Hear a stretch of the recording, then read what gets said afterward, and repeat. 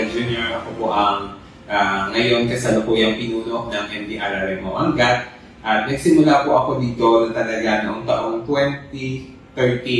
So nung panahon po na yun, ako lang mag-isa at isang room lang po ito. Yung po yung ngayon na BIR. Kaya po naging challenge din na kung paano gagampanan yung isang napakalaking ahensyang tulad po nito. Panahon naman po ng 2014, doon po yung dumating yung bagyong Mario na kung saan marami pong nasalanta dahil sa lakas ng ulan na dulot na to. Doon po kami nagsimulang maging malapit kay Mayor Joe Ward. Nakasalukuyan po siya na Vice Mayor kasi yung mga panahon po na yun may baha na sa Laog, baha na sa Santa Cruz. Pero hindi po namin alam paano kami makakarating doon dahil wala pong sariling sasakyan ng MDR noon. At nung time na yun, sabi ni Mayor Joe Ward, anong problema mo CJ?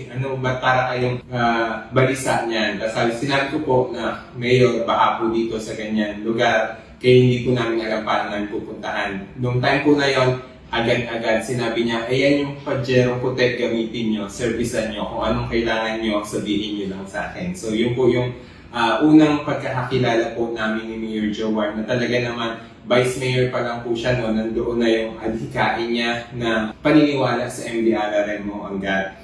At then nung panahon din po na 2015, nung naggawa po ng panibagong room, yun po yung kasalukuyang LCR, nalipat naman po doon at nagkaroon ng dagdag tao pero wala pa rin po kaming kakayahan para mag-responde. Ang meron lang po kami is yung sa mga clerical work, sa mga reporting, pero response, totally wala pa pong kakayahan. And then, nung time po ng 2015, panandalian po ako nagpaalam at muling bumalik nito pong 2018. At nitong 2018, nasa PNP station po ang MDRRMO Angat at meron na po itong 24/7 na operation. Yun nga lang po, meron naman po kami isang sasakyan at 4 na tao na responder po. At kami ay 4 din sa opisina. Naging challenge po namin noon kapag marami ng sunod na yung tawag, ay hindi na po namin natutugunan dahil isa lang. And then yung pwesto po namin na yung Angat PNP Station, maliit lang din po siya, walang lugar para sa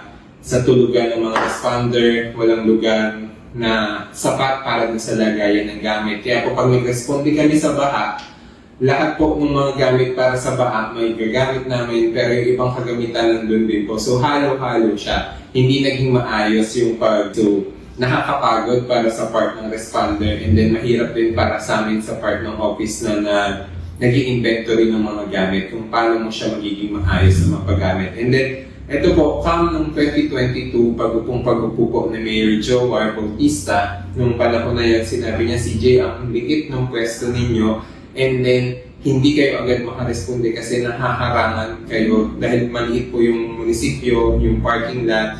Then, apektado po yung mga ambulansya natin pag agad rumusponde. Sabi niya, gamitin nyo na yung evacuation center. Sa inyo na yan lahat. Yung buong evacuation center para mas maging maayos yung pag-responde nyo. And then, sumunod po kami kay Mayor dahil naniniwala po kami sa mga adhikain niya at mga pananaw niya para dun sa departamento ng MDRRMO. And then nung naging maayos na yung pagtugon namin sa disaster, binigyan niya kami ng 2 sasakyan, panibagong 2 sasakyan, isang ambulansya po, tapos ipanibagong po uling ambulansya. Ang Angat Rescue ay isang matatag na ngayon sa pasimula ng mga bagong asenso at reforma ni Mayor Joe Ward.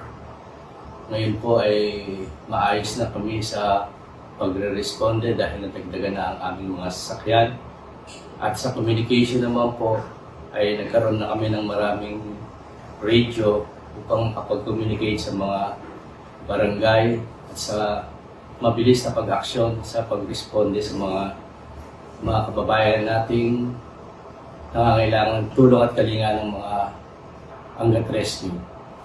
Kami po ngayon ay matatag, maayos, at mabilis na responde sa mga kalamidad sa ating bayan. Mabaha, bagyo, o mga vehicular accident.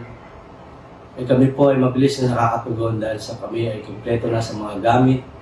Madami na po kami ngayon. Hindi po kagaya dati na halos 4 lang po kami may responde sa bawat responde. Ngayon po ay marami na po kami. Sa unang taon ko pong katrabaho sa MDRM Angat Rescue, ito pong sasakyan na ito po ang aming unang nahawakan. At hirap po kami sa pag-responde dahil kulang po kami sa sasakyan. Dahil ito pa lang po ang aming ginagamit. Pag may tumatawag po na ibang aksidente, hindi po agad namin puntahan dahil nga po sa sasakyan. Tapos ngayon po, pag-upo po ni Mayor John Bautista, nagdiba po kami ng panibagong sasakyan na nagbigay sa amin ng malawakang pagtulong sa bayan ng Angat. At sa tulong din po ng aming boss, Sir Carlos Rivera Jr., ay sa kanya po pamumuno, naging maayos po at mabuti ang aming samahan bilang responder at mga driver. MDRMO Angat ay patuloy na nagbibigay sa aming kagamitan upang kami ay maging handa sa mga anumang kalamidad o aksidente. At meron po tayong ditong kagamitan katulad po nitong trauma bag na merong iba't ibang nakalagay na gamit na pang-responde sa mga nangangailangan sa amin.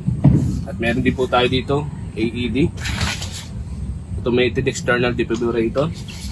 Meron po tayong mga oxygen, triangular, at iba't ibang klase pa po. At ito pong AED ay nagagamit na din po namin sa mga, halimbawa po, sa mga nalunod, sa mga inaatake po, sa mga nakuryente, sa execution. Kaya po kami ay handa na sa kahit anumang dumating na kalamidad o aksidente. Ang MDRMO Angat ay patuloy kaming hinahasa sa aming kakayahan. Kami po ay nagsasagawa ng iba't ibang training na katulad ng first aid, swimming at instructor. Kami po ay bumababa na din sa bawat sektor sa ating bayan at nag-share po kami ng aming kaalaman para sa agarang pagresponde at sa kaalaman sa ating first aid. 2023, nung isang taon pagkatapos niya pong maupong mayor, may dumating po na budget galing sa national at sabi niya, gawin natin ang operation center ng MDRRMO. At ito na nga po yun sa kasalukuyan, ay ito na po yung nasasaksihan nyo at ating inaugurate ngayong sa panahon na to. At tunay nga po na dahil po sa suporta ng Mayor Jowa at sa kanyang panunungkulan, 3 taon po tayo naggawad kalasag. Dahil po talaga namang very hands-on po siya. Siya pa po yung nag-aaya na tara na CJ, puntahan natin yung mga apektadong lugar. Puntahan na natin CJ yung mga posibleng bahain at bigyan na natin ng warning. Then open nyo na CJ yung evacuation center. I-ready nyo na yung relief goods natin. So ganun po ka-proactive yung mayor natin. Saka hindi po magiging posible na ang MDRRMO ay magkaroon ng ganitong building kung wala po. At hindi po ito dahil sa pamumuno ng ating butihing mayor, Joan Bautista.